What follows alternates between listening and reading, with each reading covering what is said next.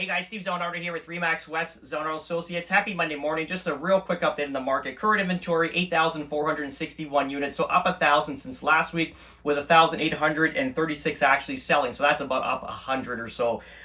Again, we were talking about how the inventory is going to keep populating, and it is right now. And you're starting to see, as I've been preaching the last couple of weeks, 2-3 weeks, where we're seeing buyer showings just kind of descending. We're starting to see offers come in. Amount of offers on per property during the bidding war is a lot down than, let's say, the previous couple months that we're used to, and it looks like we're going to stabilize now and go forward. So you'll start seeing more of a descent in prices going forward. So hopefully, if you did buy in a hotter market, make sure you're unloading your property right now. Like this is not, don't think it's going to turn in your favor, because it's not. I mean, everyone's trying to talk about if there's going to be a second wave of buyers coming to kind of fulfill what the first wave of buyers did, and it's a possibility. But let's jump right into this. We know that the Bank of Canada, cat's out of the bag. Bank of Canada raised their overnight lending rate another 25 basis points and make it 0.5%.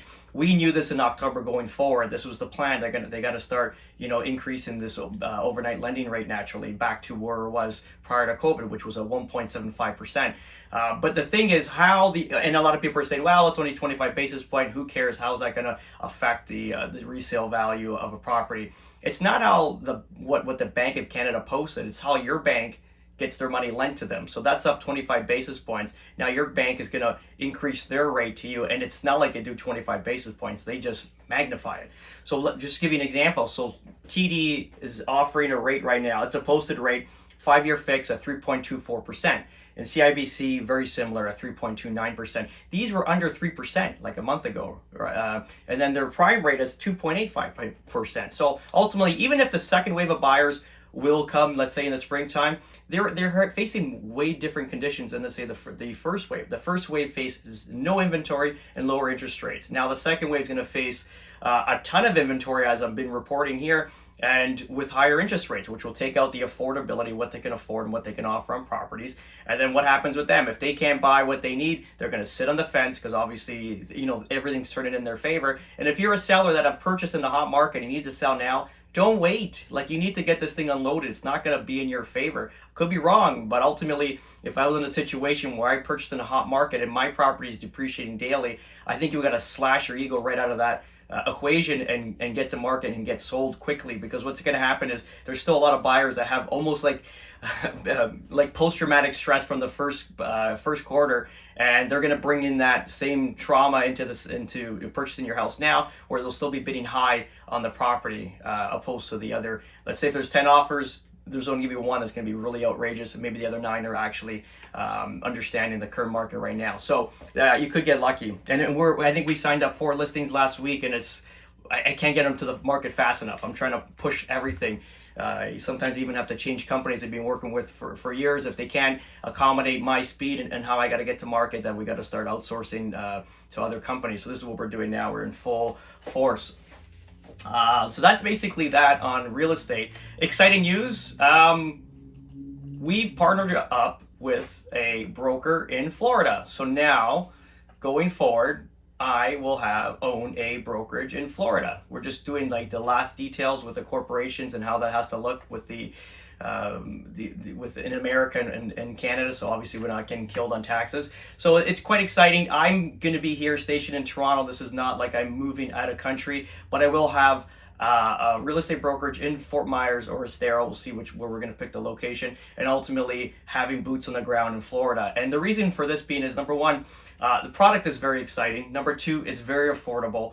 And number three, if I can streamline this process for my clients going forward in a way that I do business here in Canada, it's going to be a lot easier, a lot more trustworthy. You're going to feel a lot safer going with the purchase, because we're going to basically give you who to deal with the bank. It's going to be my contact that's actually done my mortgage. And the good thing is, I'm always a canary in the mine shop when we're doing investments. I'm always going first. I'm building a plan because I'm going through it. That's the best way to do it. It's almost like teaching academia on business but never doing business. It's not going to be, you're not going to really learn much just for the fundamentals. But if I'm doing the process first, I'm actually taking notes. I'm slimming the process as tight as I can in order to make it a streamline. And that's what we're doing now. So we'll have our own mortgage agent down there through TD. Obviously, my brokerage with my partner that's going to be in Florida, which is quite exciting. Trustworthy, 25 years selling in the area. Super, super amazing person. Yeah, and then going forward with property management. So we're going to have different phases of real estate. The whole goal is to have one LLC with 4 phases of real estate, and it's going to be real estate sales. Naturally, that's the brokerage. Then it's going to be real estate investing, which is going to be, I guess, another hub of myself. Real estate development, which is going to be our one of our primary businesses, and then property management, real estate property management. So what's going to happen is when you buy through us, we give you the whole system. Who's your insurance agent? Who's your mortgage agent? Who's your property management company, which will be my company. And then going forward like that, so it's going to be streamlined. You're going to put your money there, get a great return on investment. Houses are appreciating like crazy down there.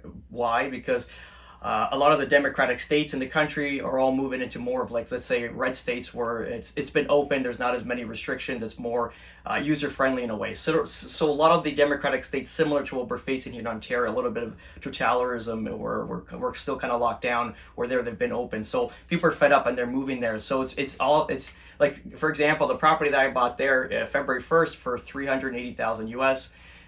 We just saw a resale just get unloaded now for $450,000 US, and then another one similar model to mine, couple years older, with a pool. Mine doesn't have a pool, listed for $500,000. Let's say it even sells for like, what, $500K minus the pool and everything. I'm still at that $70,000 appreciation in less than a month. So whatever I put down, it already came back in appreciation. This is an amazing new investment model we're going to produce and show to our clients, where they'll have access to them via me directly to Florida. And the good thing is that naturally I'll probably fly down once a month just to kind of see new product launches, because we're going to do all the Gulf Coast, all the way from Naples. So Naples, Bonita Springs, Estero, Fort Myers, not